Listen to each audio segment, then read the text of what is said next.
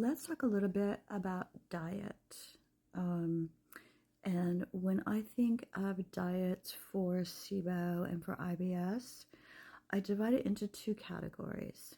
And this is going to be unusual because most doctors that you go to are going to be, like Fodmap diet, blah, blah, blah, blah.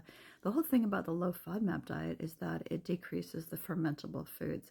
Now, the fermentable foods are supposed to ferment in your large intestine. That's normal. That's physiology. You're going to take those fermentable fibers and all of your good bacteria are going to ferment them in the colon, the large intestine, that last 3 feet. And it's going to produce short-chain fatty acids, and those are going to feed your cells. So that's a normal physiological symbiotic process. So you really don't want to be in a low FODMAP diet forever.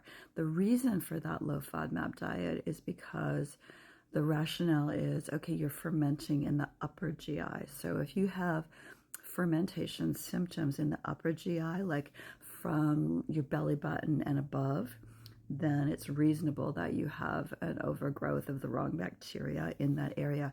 If you don't have that symptom, chances are you don't have a small intestinal bacterial overgrowth. You've got something else going on, and you don't want to be overdiagnosed with that and then go on antibiotics if you don't need them.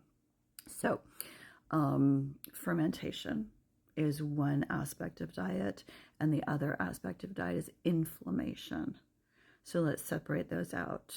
You can look up the low FODMAP diet anywhere you want to. Those are the fermentable foods. The inflammatory foods are dairy, wheat, eggs, and soy, and sugar. Okay, so dairy, wheat, eggs, soy, and sugar. So if you've removed fermentable foods from your diet while you're being treated with the GI Geno 1 powder, and you've removed your, both groups of foods, let's say, then once you've completed your protocol and you're on a maintenance dose, then you can start to add foods back in to see how your body does with them.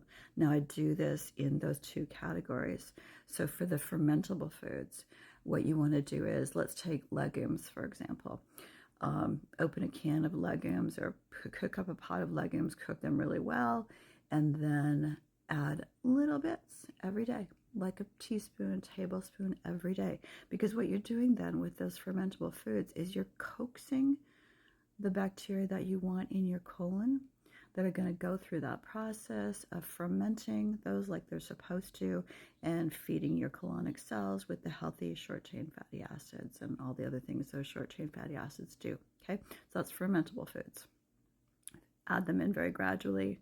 Don't sit down and eat a huge serving of fermentable foods if you haven't been eating them for months or years, because you're going to be not feeling good. You got to use those as prebiotics. The second group is the inflammatory foods. Now, these respond differently because for some people in that group of 5 inflammatory foods, there's maybe 1 or 2 that your body's going to tell you it doesn't like. So with those ones, you do an elimination challenge. You introduce the food, basically eat it for 1 day after not having it for at least 2 weeks. Eat it for 1 day, stop, wait 48 hours. If you have digestive symptoms during that 48 hours, your body's telling you it doesn't like that food. If you don't, you can reintroduce it back into your diet and go through each of those: cow dairy, wheat, gluten, eggs, soy, and sugar, waiting 2 days before you try the next one. And that's how to reintroduce your foods, get the information from your body about what you should and shouldn't be eating, so your symptoms your symptoms don't return, and how you manage the successful resolution of IBS and SIBO. I hope this helps.